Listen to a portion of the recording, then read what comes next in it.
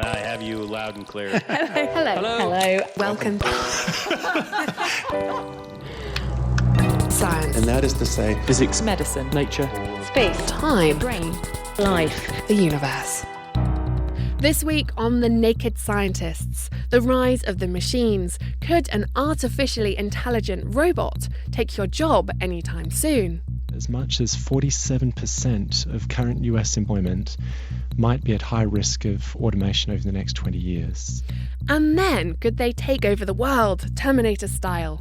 Join me, Greg Jackson, for the next hour as we journey into the world of cyborgs to see if all of this could turn from science fiction into science fact.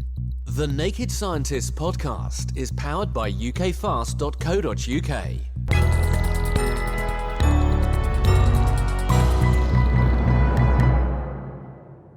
Signs that the artificial intelligence industry is booming are everywhere.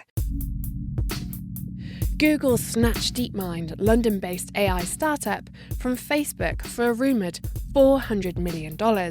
And IBM is using a computer named Watson to analyse our health records. The list really does go on, and I found myself watching in fascination and fear. Elon Musk recently gave a speech at MIT. You know, the Elon Musk who co-founded PayPal. He's probably one of the technologists of our time, and as a result, you would have thought he would look upon the future of artificial intelligence with excitement. Not so much. He described artificial intelligence as summoning the demon and said that by building a rival to human intelligence, we were creating the biggest threat to face the world. Not war, not the ballooning debts, and not the financial crises, but machines. And he's not alone. Stephen Hawking has expressed worry that these intelligent machines will take our jobs. In today's programme, I intend to find out just what sort of risk artificial intelligence may have on our jobs and whether the depictions of cyborgs in sci-fi movies hold any bearing on reality. We can find particular historic figures who were very clear that at some point in the future machines would be capable of thinking. And of course, a great one is Alan Turing. Another one is a Cambridge-trained mathematician and statistician called I.J. Good, who grew up in the East End of London and won a scholarship to Cambridge, did his PhD with the G.H. Hardy, a great Cambridge mathematician, and then went to Bletchley Park to work with Turing. And he and Turing used to spend their evenings off talking about the future of machine intelligence. And they were both convinced, even at that stage in the 40s, that one day machines would be smarter than we are. Professor Hugh Price, he's Bertrand Russell Philosopher at Cambridge University. And I'm also involved with the new Leverhulme Centre for the Future of Intelligence, which is focusing on the challenges of the long-term future of artificial intelligence. People sometimes say, well, we don't even know what intelligence is. How can we be studying the long-term future of it? And to that, I like to say, well, perhaps we should think not about what intelligence is, but about what intelligence does. We know that in many ways, we're the most capable creatures on this planet. And I think it's a fair bet that as artificial intelligence develops, it'll be capable of doing more and more of the things that we do, and in many cases doing them faster and better. And I think we can also be certain that it will do things that we simply can't do and things that we presently can't imagine. And this is why, in part, artificial intelligence is so hard to pin down. The idea is that machines would be able to do things that would normally require human intelligence. Take the game Go. It's an ancient Chinese game with a simple concept, surround and occupy territory, but it requires lots of abstract thinking and strategy to win, but also intuition, all skills which we consider to be uniquely human. And yet Google's machine, AlphaGo, beat the world champion Lee Sedol 4-1 this month. This machine, like many other intelligent machines, works by using an algorithm or a set of rules which will determine what move it'll make. A bit like a training manual, so if your opponent occupies this square and this square, do this.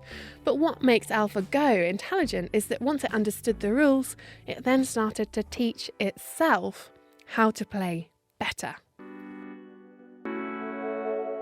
Now, an algorithm in itself is not all that threatening. But an algorithm like Go that can teach itself raises some red flags. Hugh Price again. Nick Bostrom's famous example is the Paperclip Factory, which has been programmed to produce paperclips, but it's smart enough to recognize that it can produce more paperclips if it removes certain sorts of constraints. And eventually it's turning the whole planet, including us, into paperclips. So it's not malicious, it's just doing what it's been programmed to do. If it discovers that it can maximize on the variables we've given it by changing one of these other ones, if it's smart enough, there's not much we can do about it. And that's one of the things that leads to some of the challenges that we're going to face relatively soon. For example, there's a very good case for thinking that many, many jobs will be threatened over the next generation or so. If we have one of these systems making important decisions for us, in many cases it's going to be important to find out why it made the decision. Hugh makes an interesting point about accountability there, but then I spoke to Christian Sandvig and he made the point that artificial intelligence is already here. Well, I think most people think about artificial intelligence and they think maybe about some sort of sci-fi movie or something like that. But in fact, it encompasses a lot of things that we'd encounter every day. Christian is an associate professor at Michigan, and his research looks at artificially intelligent algorithms, principally in media, so Facebook and the like. The kinds of things like recommendations for what to watch on Netflix or what you should buy on Amazon, or even things like the kinds of things your friends are doing that show up in the Facebook newsfeed. How is that artificial intelligence? Well, I mean, one helpful thing to think about is the difference between algorithm and artificial intelligence. Sometimes we talk about how things are algorithmic, but that's a really old word. It just means that there's a process or a set of steps for it. So you can see that pretty much anything with a computer is going to involve algorithms. And there are going to be a set of steps because the computer needs to follow a set of steps in order to know what to do. But then there are these other cases, like for example, in the Facebook news feed, when you sign on to Facebook and you see what your friends are doing, here we have a system that, according to Facebook's public statements, is extremely complicated, and it uses many factors, by one estimate, over 150 factors, to determine what it thinks that you will like. And it incorporates things that you've done on the platform before, like clicking like or commenting on other people's material, things that you typed when you posted status updates. So I think artificial intelligence is kind of lying around in plain sight. It's just not all that obvious because I'm not sure I ever really thought about how Facebook tailors my newsfeed. Maybe I thought it actually was an unvarnished truth of maybe a temporal relevance in organisation, but not necessarily picked and ranked. Right, and that makes sense because we have other platforms like Twitter that emphasize that it's a timeline, which is the word that they use. And so you might think that's the same thing for Facebook, but that's not actually what happens. In fact, it's quite a complicated process to decide what to show you. How they do it, though, is something of a mystery. People have taken a good old guess, but in reality, Facebook considers their intelligent algorithm valuable, and so they don't share their secrets. But why do they even do it in the first place? You know, there's a simple explanation, and that's that, if it's totally unfiltered, it actually doesn't work that well in some circumstances. So maybe if you use Twitter, you've noticed that if a friend of yours is at some sort of event and they're really excited about it and they start tweeting a lot, they just kind of flood your Twitter stream with their updates and you can't see any of your other friends because they're just started posting a lot more. So there's some weird characteristics of just having everything in real time or in chronological order, in the order that it was posted, that might not be ideal. But beyond that, I mean, I think there's I don't want to sound like it's sinister, but I think that there's an important motive here, right? These are advertising-supported companies, and it's important for them to mix in advertising into your experience. And they have sidebar ads, yes, but it's also very important for them to figure out ways to monetize their platform. Monetizing aside, it's interesting to hear about how there's this whole other invisible layer operating that, at least on my part, I was completely unaware of. And it's not just your timeline either. Facebook can now automatically tag your friends in a photo using facial recognition software, something that us mere mortals had to do before. In other words, even Facebook is becoming increasingly automated.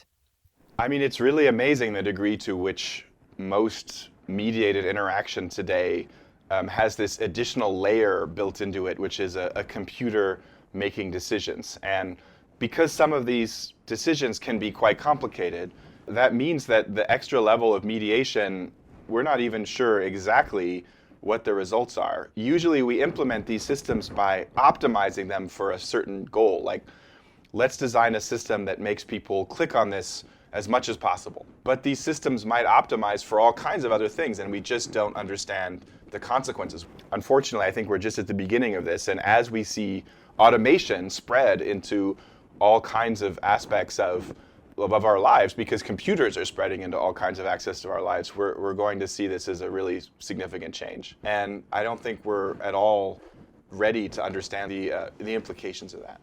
Well, get ready to understand what those implications might be, because here on The Naked Scientists, we're going to be getting to grips with the real implications of artificial intelligence. Until people can tell you that this gene might give you an IQ of this, then we might think about, well, do we want to do that? In this month's Naked Genetics podcast, we find out if new genome engineering tools could mean we're on the road to designer babies. Plus, we unpack the latest cancer breakthrough, and our gene of the month is making a terrible racket. Listen and download now at nakedscientist.com/genetics. I'm Greer Jackson, and this is The Naked Scientists. The one concern that Christian and Hugh have both raised is about how all our jobs are likely to become increasingly automated, and that eventually robots will take over and steal our jobs. Now, I don't know about you, but I just couldn't see how that would ever happen. That was until I saw Michael Osborne's paper. As much as 47% of current US employment might be at high risk of automation over the next 20 years. This was published a couple of years ago, and there's a link to it on our website, nakedscientist.com. And you know what? Michael is so well placed to talk about this because he's not only an associate professor of machine learning at the University of Oxford, but also a co-director of the Oxford Mountain Programme of Technology and Employment. In other words, he knows a lot about intelligent machines and how they'll impact on society. So I have these two strands, these two hats that I wear. So one is as an academic researcher in machine learning itself, but the other hat is in investigating the societal impact of the development of such algorithms. So our program looks at the employment impact that intelligent algorithms are likely to have over the next 20 years. As you heard before, 47% of US jobs are at high risk of being taken over by robots. 47%. So it's a large figure. I mean, I should put some caveats on it. So firstly, that figure does not take into account the fact that firstly, what is actually automated will depend on regulation, societal acceptance, a whole host of other factors. It will depend on the relative costs of the machines and the humans involved in those tasks. And crucially, we're also not taking into account in that figure the emergence of new jobs. Okay then, so how did you work this number out then, this 47%? So we're drawing on data from the US from an agency called ONET, which provides for 700 different occupations. For each of those occupations, a fairly long list of quantitative measures of skill requirements. So these measures would be things like a number between 0 and 100 saying just how much persuasion is required, or finger dexterity, or originality. How do you determine that sort of thing? It's an excellent question, and you'd have to ask ONET. But drawing upon that data, we thought that those skill requirements might be an interesting way of determining what distinguishes an automatable job from a non-automatable job. So we kind of cross-linked the skill requirements against the jobs that we had seen automated and against another list of jobs that we were fairly confident were not going to be automated within our horizon of 20 years. So using those two different categories and relating it to those different skill requirements, we actually taught a machine learning algorithm, exactly the same kind of algorithm we're expecting might have impact on employment, the difference between automatable and non-automatable jobs. And on that basis, it was able to come back and tell us, just how much of it might be susceptible to automation. What makes a job susceptible to automation, though? You talked about unautomatable jobs and automatable jobs. Yeah, so that was another conclusion from our study, was the characteristics of jobs that are not automatable. And we kind of lumped these together into what we called bottlenecks to automation. The first of those bottlenecks was originality. Simply put, the more original your job is, the less susceptible it is to automation. Mm-hmm. So painters are safe. Painters are relatively safe, yeah. What are the sort of skill sets did you decide were also unautomatable? The second of our bottlenecks was social intelligence. So here we're thinking of skills like negotiation or persuasion, the kinds of high-level social functions that come relatively natural to us, but are relatively difficult to make explicit in such a way that those tasks could be reproduced by code. Mm-hmm. And the third bottleneck? The third bottleneck was that of autonomous perception and manipulation. And this one's a little bit more subtle, perhaps. So it certainly is possible to get a robot to interact with physical objects in the world around it. But it's important to distinguish that kind of manipulation from the manipulation that we perform in our day-to-day lives. So again, to give a concrete example, I'm sitting here in the studio picking up a glass of water. And in doing so, I was required to distinguish the glass from the table that sits beneath it. Despite the fact that the glass is transparent, I needed to, before I even picked up the glass, have some idea of how much it weighed so I could grip it with sufficient force, but also have some expectation for its material characteristics so that I didn't shatter it when I picked it up by applying too much force. So you can see that even in that relatively intuitive action, I've deployed a whole host of subtle, tacit knowledge about my environment that, again, is very difficult to reproduce in an algorithm. What would that be in terms of jobs, though? Because obviously we don't have, I am not lucky enough to have someone pick up my glass of water for me every day and feed it to me. So where would I see that day to day? So the kinds of jobs that might be non-automatable as a result would include hairdressing, for example, might include gardening. The bottlenecks you've been describing to me in some ways are things that are very natural to us. They don't seem to have a defined set of rules that at least I could very easily distinguish. And is that in part why they're very hard to code for and create an algorithm for? Exactly. We as humans draw upon these deep reservoirs of tacit knowledge about our society, our companions, our environment, all stuff that's very difficult to kind of unpick and, as I say, write out explicitly in code. So we've talked about the jobs that are going to be relatively safe. Who is then at risk? Because surely a little bit of these skills are involved in everyone's jobs. So one particular category of jobs that's likely at high risk are those jobs that rely almost entirely upon storing, accessing, and perhaps doing some simple processing of data. So I'm thinking here of examples including perhaps paralegals, whose job in large part is digging through case files. I'm thinking about people like auditors who might be required to inspect large amounts of financial data on a company. So these are the kinds of tasks that, to be honest, might now be better performed by an algorithm, which is able to scale to processing much larger volumes of data, is perhaps more vigilant. They're going to be just as attentive to the millionth bit of data as the first. They're not going to, for example, be influenced by how long it's been since they had lunch. I suppose they don't need a sick day or anything like Exactly. that. How about radio producers and presenters? Right. So let me say that in this kind of social interaction that we're having, for example, there's quite likely a large amount of social intelligence deployed that's going to be difficult to reproduce in an algorithm. So it's, yeah. I'm safe. Congratulations. And if you want to see how safe you are, NPR have designed a nifty web tool based on Michael's work, which means you can select your profession and see if you're safe or not so safe. It's on our website, nakedscientist.com, or just search, "Will your job be done by a machine?" Neuroses aside, how will this take over work in practice? I mean, there's hardly going to be an applicant for my role in the form of a bit of software, is there? The scary thing is, of course, that software has next to zero marginal cost of reproduction. So once someone has developed an intelligent algorithm capable of doing a task that was previously performed by humans, that software can, at least in principle, be deployed across the entire world at next to zero cost.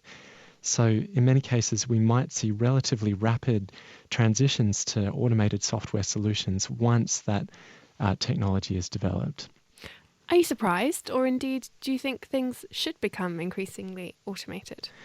On the should question, of course, we shouldn't lose sight of the fact that these automated solutions are delivering products to us at increasingly low cost. On the other side of things, things are not so rosy. We shouldn't lose sight of the fact that while these jobs are replaced by an algorithm, they might not be jobs that any human fundamentally wants to do. There's an argument to be made that if a job is able to be replaced by an algorithm, it's kind of below the dignity of a human being. And wow, that's pretty... It's a strong claim, I would agree. Yeah, but to me, those bottlenecks that I identified before, the creativity and social intelligence, are really the hallmarks of what we as human beings find satisfying and pleasurable.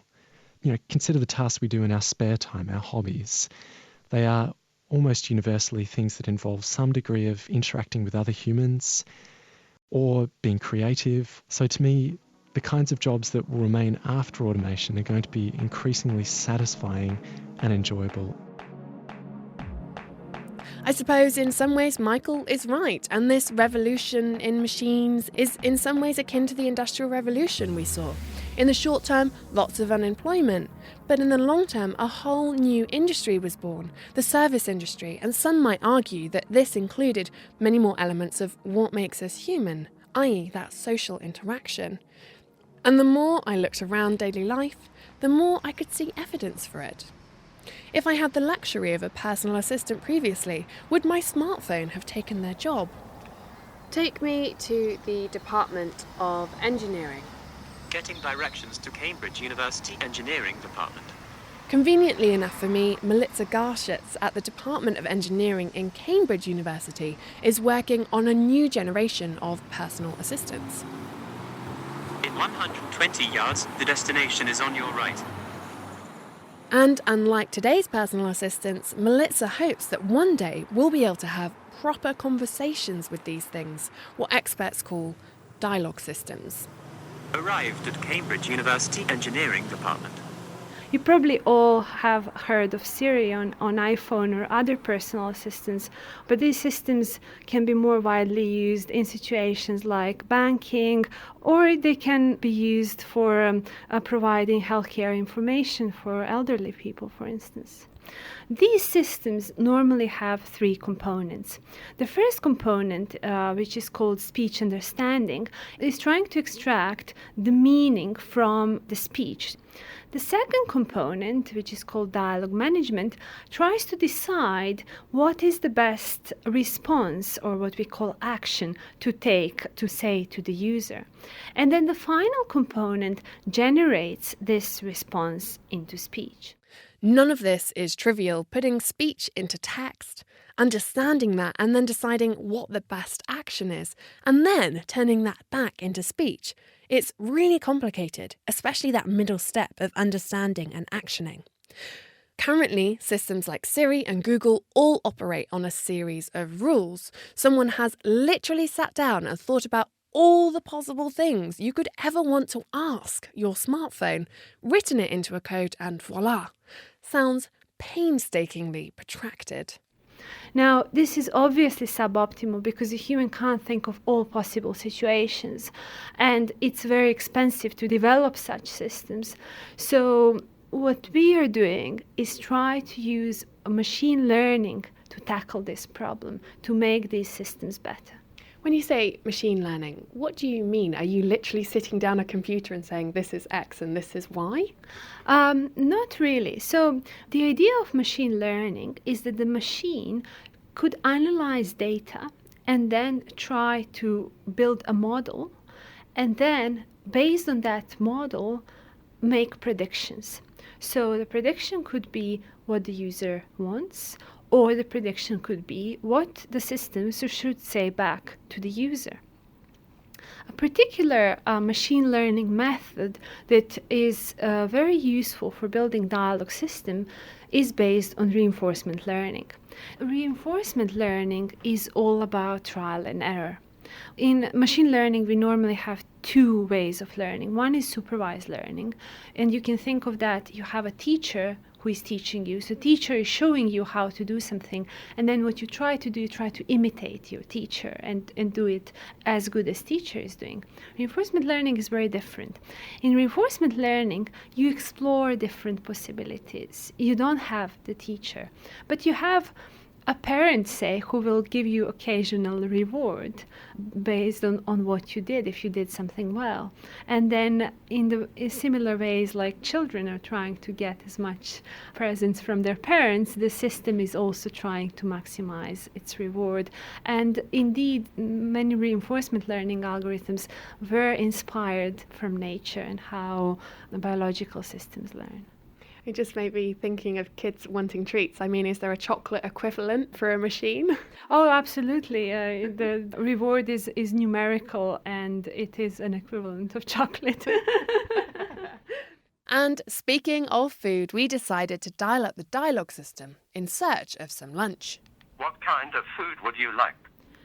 Hi, I'm looking for a Chinese restaurant in the center, please. HK Fusion is a nice place. It serves Chinese food. Is it in the center? HK Fusion is a nice place. Their address is 21 Burla Street, City Center. Can you tell me their phone number? HK Fusion is a nice place. Their phone number is 012233555909. Thank you, goodbye. Thank you, goodbye. You can very easily see that to and fro, that conversation. It's got context of what you're asking there. So from that conversation, it's learning every time someone dials up and asks for a specific food, whether that's Chinese or pizza. But what will it be learning from that conversation, or how will it be learning from that conversation? So from time to time, it would be asking somebody to enter their feedback. At other times, it's trying to estimate the feedback on its own. And then what it does, it tries to analyze which actions it took and what feedback it got. One thing it wants to maximize is the chance of success. When it provides all information that the user has asked for, that's counted as successful dialogue. But that is not the only component that is trying to optimize. It also tries to offer as much information as possible in as few turns as possible, because users generally don't like to hang around and talk to dialogue systems forever. So it tries to adjust its actions so that it optimizes these two objectives. So it sort of almost goes away and reflects. I mean, not unlike a human, what was good and what was bad about that conversation. Yeah, exactly. That's a very good comparison. So in the future, would you envisage this being much more broader than just ordering Chinese food in the city centre? Yes, my goal is to model more richer conversation. And in particular, one idea that I have is to build a dialogue system that can be used for prevention of mental health illnesses. And the idea would be to develop a dialogue system that everybody could access on their phone whenever they like, whenever they have a problem. They could get anonymous instant support. So I think that would certainly have huge impact. But also from a scientific point of view, these dialogues would be much richer. So it wouldn't be about ordering Chinese food, but rather about trying to model real conversation. Melissa Garshich from the University of Cambridge with me, Greer Jackson, on The Naked Scientists. Coming up, could a machine steal your job and evolve to see us humans as carbon-gobbling species and exterminate us? In the beginning, man created machines to lead their society. For the world without form and order, darkness was upon the face of the earth. This is the story of our Genesis.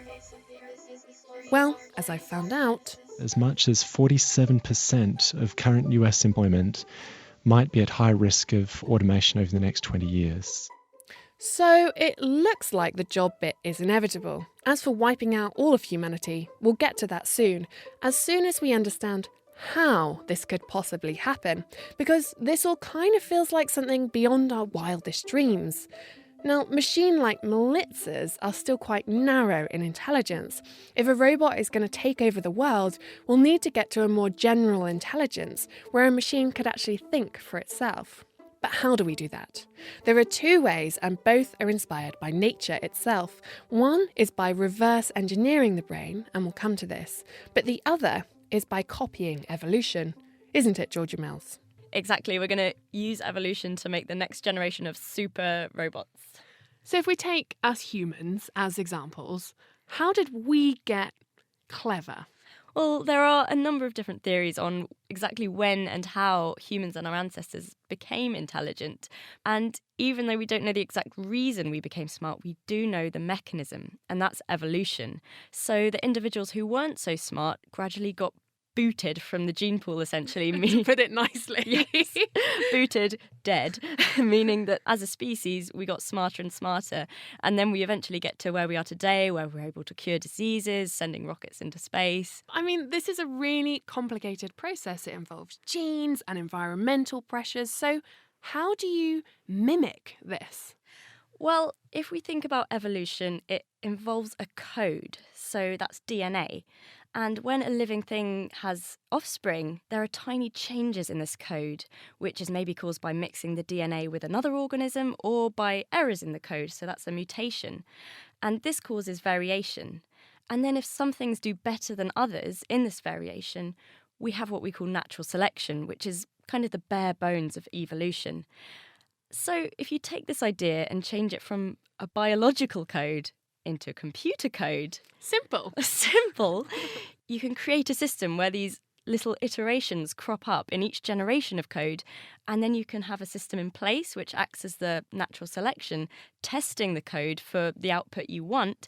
It selects the ones that are most successful, and then the idea is, as each generation goes on, you get better and better at doing what you want to do. All I'm imagining is robots having sex, and I'm assuming that's not quite how it's going to work in practice. Maybe one day. I'm not sure I'd want to witness that, you know. I would. Oh, that is recording, Georgia. And you do realise everything I record is licensed to go in. You're not going to use that. So at the moment, it's more like the idea of an algorithm that makes this little piece of software run around on a computer screen, that kind of very basic thing. But there is an example here in Cambridge where someone has built a robot that can make these little babies, test them, and then make more and more babies that can go on and do better and better. And I actually went to see this robot at a conference, and I was introduced to it by Louise Broadbeck. It looks to me a bit like one of the stereotypical factory robots, a sort of overreaching arm. What is it actually trying to do? It is a factory robot. It has a gripper and like a hot glue gun in front, an industrial one. So it has only two kinds of components. It has wooden cubes, and it has those cubes with the motors in there. And it glues them together to build the robot. We're trying to automate the design for robots. So it's randomly coming up with a design for a robot that walks, and we're iterating this design by testing it. So we build 10 robots and we test how it works, and then take the best ones and use like evolution to generate a next generation of robots, and then we build them again, test them again, and so on. And the goal is that eventually the small robot can move forwards when we turn on its motors. Over there's one of the walking robots. Can I see it walk? Sure. I don't know quite how to explain what just happened, but the squares sort of had a spasm and then it moved around. What's going on here? As I said, we glue these cubes together, and two of them have a servo motor in there which can move one side of the cube back and forth. And we don't know in advance whether it's going to work and how it's going to work, but somehow it moved away. They were doing what? They were crawling? Crawling is a kind way of putting it. Imagine two cubes stuck together and just sort of swizzling about, and then somehow this kind of cube abomination sort of shuffles slowly across a table. That sounds great, but what is this demonstrating? So this cube whizzing along is actually twice as good as the first cube this robot created. But what's interesting is there was no input from a coder or an engineer to make this new one better. It was all left down to the robot. So what happened is it made 10 little babies, and in these baby cubes there are this variation in quite how they're glued together. And then these 10 babies are tested against each other. The fastest one of these cubes that twists along is sort of said, you're the winner, you've survived, you're in the gene pool.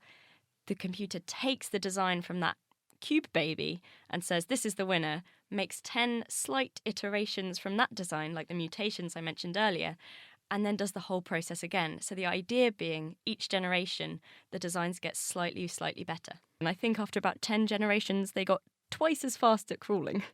I imagine you'd be able to scale this up beyond just crawling into other skills that we might actually need to form something that resembles artificial intelligence then. So there are examples of people using this kind of mimicking of evolution to design the best kind of antennae, or to design mirrors that can funnel light for solar panels and things like that.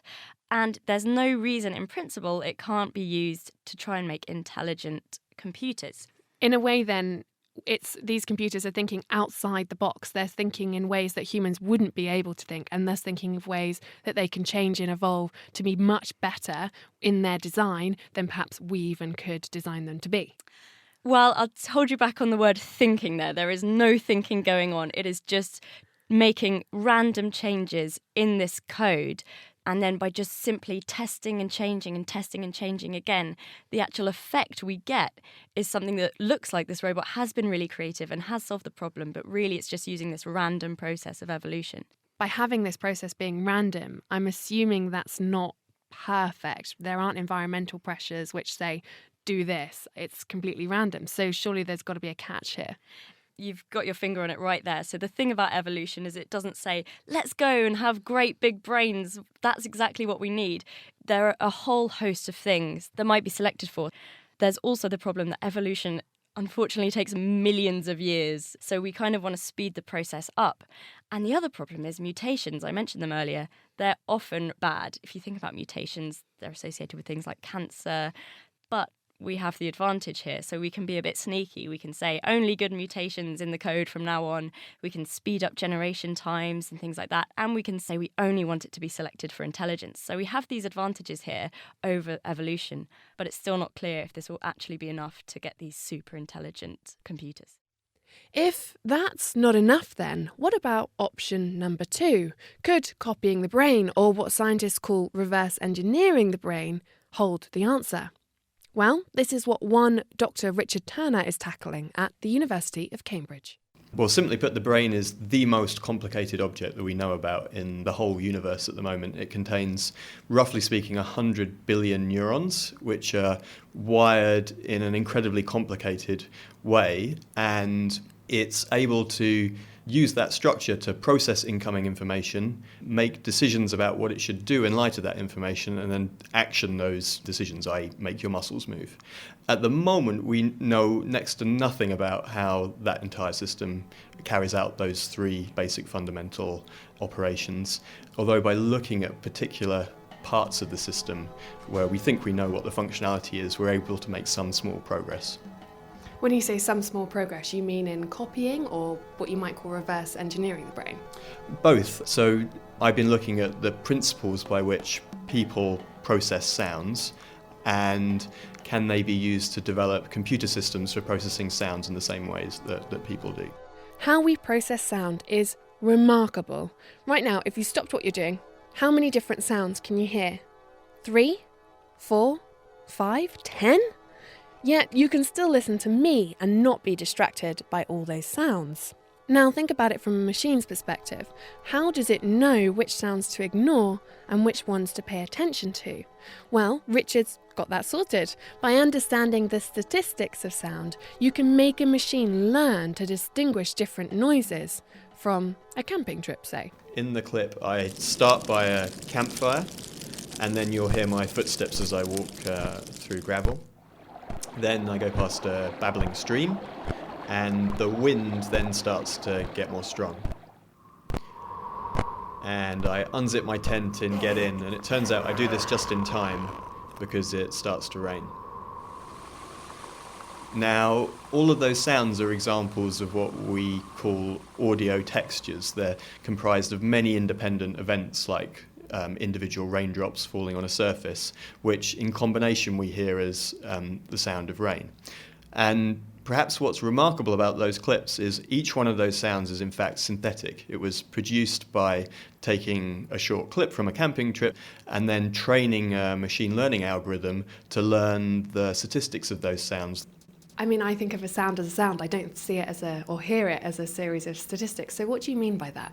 Take the rain sound, for example. The rain sound, when you take short clips of it, contains different patterns of falling raindrops. And so the thing which is constant through time is not the sound waveform itself, it's the statistics, it's sort of the rate with which these raindrops appear and the properties of the surface and so on and so forth. Okay, I see. So this computer has emulated those sounds, it's a synthetic sound. Why is that beneficial in helping you reverse engineer the brain? Yeah, that's a good question. At the moment, this just sounds like a cute trick. So I was going to say, I'm loving it from a radio point of view. I could use that sort of computer in my line of work. Indeed. But when we look at the way that the computer algorithm does this, we think that it's using principles which are similar to those which are used by the human brain. When you say we think, it makes me think you're unsure. Does that mean you're not entirely sure how the machine is working out, or the other way around, you're not sure how humans are able to distinguish and refocus their ears? We're unsure in the sense that we don't know whether the brain of the machine is operating in the same way that the brain of a person is, even though it responds in a similar way. But hang on a second, you've built this machine. How can you not know how it works? Well, this is one of the beauties of machine learning. I've been looking at what's called unsupervised algorithms. So you just get data. The data's unstructured. You don't know what's going on. You don't even know what's good to predict. And so the algorithm itself has to figure out what the structure is. And I think much of the future advances in machine learning will move towards these unsupervised settings. And why I think they're really interesting is that's the setting that the human brain is faced with. It's not given a teacher which is able to give it the labels of millions of objects. It has to automatically adapt. Maybe it gets a few labels from your mum and dad, but the number of labeled examples you get is essentially zero when you compare it to what our current state-of-the-art object recognition system is given. So in an ideal world, we'd scale this up. This is obviously just looking at sound, but we'd scale this up to emulate what? The whole brain and everything that we do? To put it in sort of simple terms, we have no idea of the software that the brain runs at the moment. And it's going to take a long time to figure out details of that software that would be necessary to come up with, say, super intelligent algorithms. Richard Turner from the University of Cambridge talking to me, Greer Jackson, on The Naked Scientists. There may be a long way to go when it comes to figuring out the details of creating a super intelligent humanoid robot. In principle, though, it's possible. So, let's say, hypothetically, we were able to make a super intelligent algorithm. What I want to know is, could you then get from this to the type of thing you see on sci-fi movies, Terminator, Skynet, or the one I found most haunting, Ex Machina? This is what industry folk call a singularity. No. Or if you want the long answer, no. Well, that sort of shut me up, hasn't it? My name's Martin Robbins. I've worked in AI and industry for the last 8 or 9 years, and I write The Guardian's Raising How blog on artificial intelligence and data science. Martin and our cat Arnie sat down for a cuppa to mull over why the Terminator isn't going to become a reality anytime soon. The idea of the singularity has been around in one form or another since the 1950s, and it's become more popular in the last 20, 30 years. And the idea behind it is that at a certain point of development, an AI would become better at producing successive versions of itself than a human would. And once that happens, then its evolution would become essentially unpredictable. And essentially the singularity is the point at which we have no idea what would happen. Do you actually see that happening in the future? I think it's a question that's almost impossible to answer.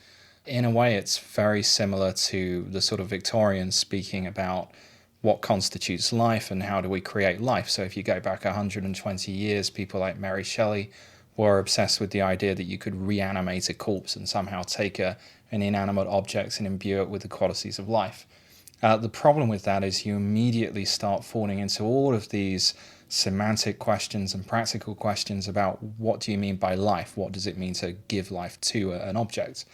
And you hit the exact same problems when you start talking about sentience. Until you've got a meaningful working definition of what it means to be sentient that sort of comes beyond just philosophy and actually has some kind of practical, real world equivalence, then there's just no real way to answer the question.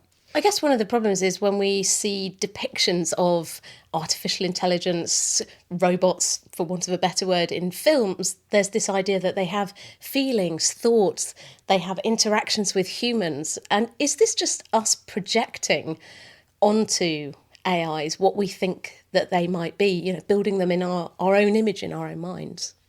Well, that's part of the problem. So every time we talk about something like sentience, we immediately start to bring to that word all of the baggage that we have from our own experiences of being a sentient creature. So we talk about artificial intelligence, and remember that artificial intelligence at its root is purely about trying to recreate mechanisms of intelligence and problem solving that humans use. As soon as you start talking about motivation or emotions or feelings or goals or objectives, all these other things, you're sort of going beyond the original remit and you're starting to link intelligence to lots of things that are basically part of the human experience. And this is one of the problems, really, that if you look at the way we relate to artificial intelligence, it's incredibly ego-driven. It becomes less about what would an intelligent system be like, and it becomes more about how do we create something that we can relate to and that sort of reproduces us in an immortal or godlike form. Is there any inkling that an artificial intelligence would like humans, hate humans, want to destroy us? You've literally no idea what direction this could go in. It might want global conquest, or it might be happy like trolling chess programs. There's no kind of reason to think it's going to do one thing or the other. Particularly in films or in popular culture, there's this idea that intelligent robots will rise, the idea of maybe a clone army or robotic artificial intelligences taking over. But I've seen videos of robots trying to walk, trying to do stuff. I think there's quite a long way to go here, am I right? Yeah, I'd say so. I mean, there's obviously been a lot of interest recently in companies like Boston Dynamics who've been, experimenting with robots that walk on legs. At the moment, the state of walking robots is pretty poor. They can go a short distance, but they need a lot of supervision. There's no way that you could take a robot and send it off across several miles of open terrain and expect it to get back again, in one piece, unless it was on wheels and the terrain was reasonably flat. So no marauding armies of robots anytime soon? No, not soon, anyway. What a relief to know we won't find ourselves running hell for leather down Oxford Circus as scores of cyborgs mow us down from behind. I wanted to explore this issue of making a robot walk a little more though, just to be really, really, really sure. Naturally, I searched the internet and found some very entertaining videos of robot fails. My particular favourite was one from the DARPA Championships. Head to our website, nakedscientists.com, to see what I mean. Very amusing. Anyway, back to my original question. We've made huge advances in robotics. Think about keyhole surgery and self-checkouts in supermarkets. So why is making a walking robot this hard? Fortunately, I was able to put this to two engineers over dinner recently. I'm Philip Garsed, and I design electronics for large physics experiments. And I'm Rachel Garsed, and I'm an electrical engineer at Cambridge Medical Robotics. And of course, what happens after dinner? Dessert, of course. On the menu was cupcakes, except they weren't decorated. And during the main course, Rachel conveniently turned into a robot to show me just how difficult it is to program a cyborg to do a simple task, yet alone become entirely autonomous in the larger world. We've got here Rachel, our friendly robot, and what we're going to do is program her. And it's a bit like programming a computer, but in this case, she's going to do some physical task. And Rachel knows a few commands that we can give her. So firstly, she knows about things, objects. I know the difference between sprinkles, cake, and buttons. We have to construct a program from the different things that the robot understands to do the right sequence of things to get what we wanted to happen.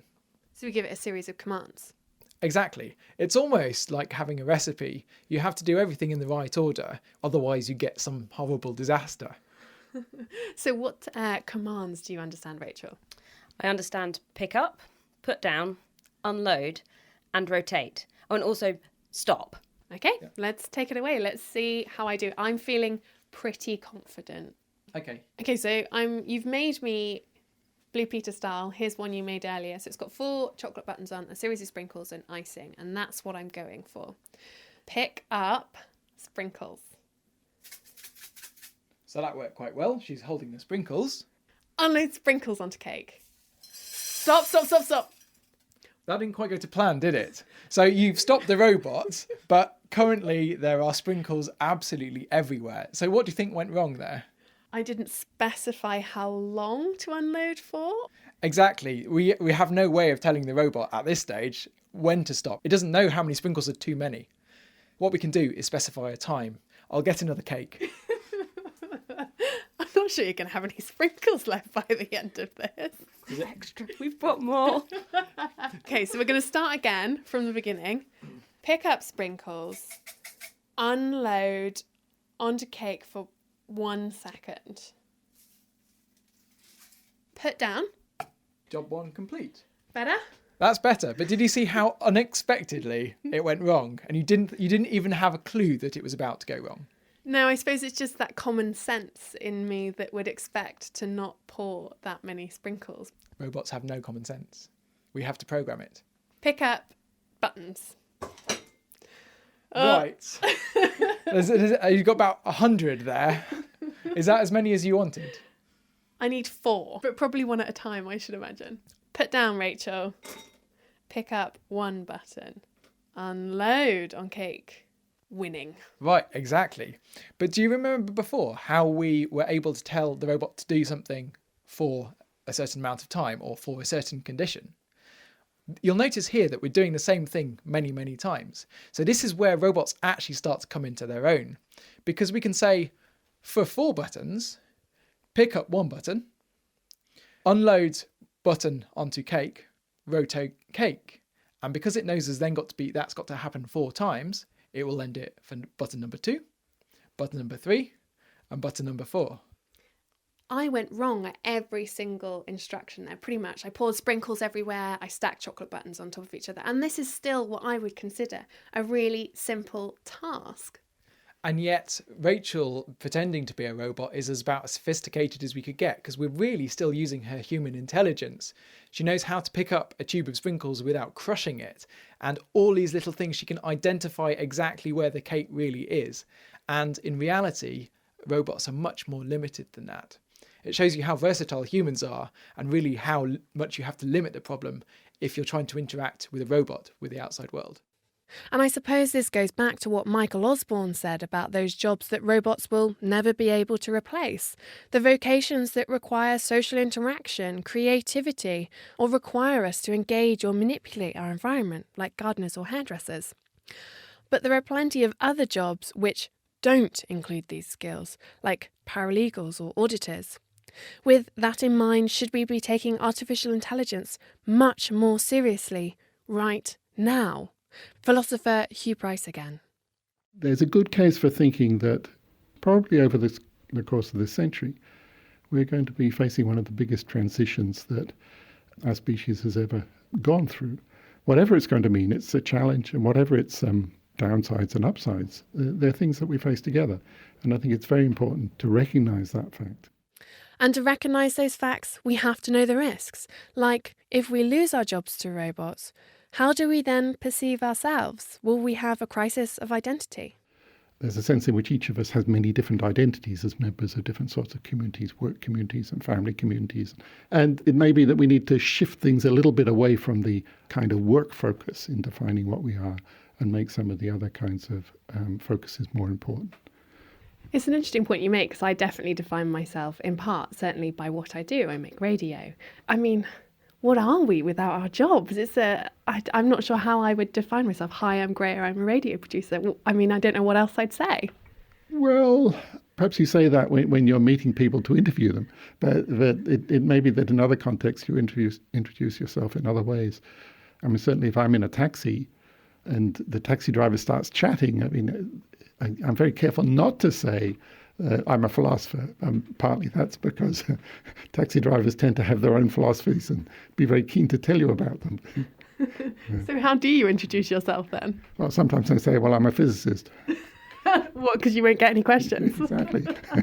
Taxi drivers don't have their own physics in them. Okay, learned lesson. But that, and still you're saying a physicist, that still is work related.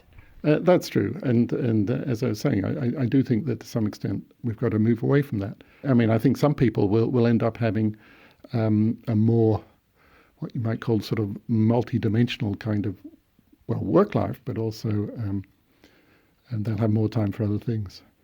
Yeah, and it's interesting you say that, because something that came up with my interview with Mike was that actually algorithms and machine learning may free us up to do things that are much more enjoyable in life. There may be the cons that we lose jobs on the way, but it might mean we have a much more satisfying job. Yes, exactly. I mean, I think there is a wonderful opportunity here, but it's the kinds of changes that are needed to make the best of it are probably quite far-reaching.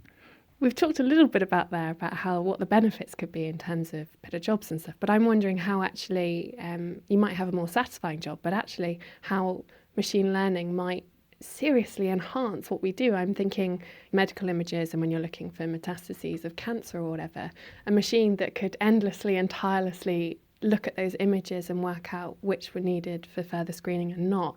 I mean, I can imagine something like that having real benefits to not only that individual doctor, but also society as a whole. Yes, and I think there'll be many cases like that where machines will soon be better at doing those sorts of tasks than we are. Fortunately, there's also a growing sense that the community of people involved are increasingly aware of, as it were, how much of our future they hold in their hands. And there's a very encouraging sense of a growing community coming together within the technical community as well as from the outside, from academics, to get together to think of meeting the kinds of challenges of the area and trying to ensure that we maximise the potential benefits. So when you look to the future of AI, what do you envisage our future to look like? It's very hard to do this long-term prediction, but I think I am an optimist. I think, of course, there are risks we need to consider, but there's a huge potential for it turning out to be something rather wonderful. The example I'm going to give you is a little bit contradictory, but imagine that before the development of sophisticated language, ancestors were trying to think about the question as to what they might be able to do if they had language. It's obvious that they wouldn't be able to get very far, and yet what was ahead of them was, in many ways, something quite remarkable. And I think that could, I'm optimistic that that's the case with AI too. We don't know exactly where it's going, but we do know that some of the possible destinations are really wonderful ones, and we want to work together to make sure that we get to the good ones and not to the bad ones. Hugh's right, artificial intelligence could be revolutionary, but we're future-gazing here. It's all a guesstimate. And thus it's hard to know what our future really holds. So after ruminating and chewing over all the possibilities, what can we take away from this? Well, that artificial intelligence is already here. In fact, it encompasses a lot of things that we'd encounter every day. And you know what? It's only going to get smarter. Yes, it may take some of our jobs. What kind of food would you like? But actually, like all technological revolutions, it will give us a lot back too. The kinds of jobs that will remain after automation are going to be increasingly satisfying and enjoyable. Advances in technology have also saved us time, money, given us home comforts. I, for one, cannot imagine life without our washing machine. I'm sure artificial intelligence will do the same, but in ways we just can't imagine. I think I am an optimist. I think, of course, there are risks we need to consider, but there's a huge potential for it turning out to be something rather wonderful. And so, as we hand over more and more jobs to machines, it will have some very real human consequences. New questions, not just about our identity. It will expose flaws, it will challenge us, but in some ways that's really exciting. For now, we've only scratched the surface when it comes to machine learning, smart algorithms and robots. What I'm trying to say is that I'm not going to worry about computers taking over the world anytime soon, and you shouldn't either. But it might be worth checking if they'll take your job first. Many thanks to all my esteemed guests this week. That was Hugh Price, Christian Sandvig, Michael Osborne, Melitza Garshich, Richard Turner, Martin Robbins, and Philip and Rachel Garsed. The programme was produced and presented by myself, Greer Jackson. The Naked Scientists, as always, will be back next week, so do make sure you listen then. The Naked Scientist comes to you from Cambridge University and is supported by the STFC, Rolls-Royce and the EPSRC. Until next week, goodbye from me and the rest of the Naked Scientist team.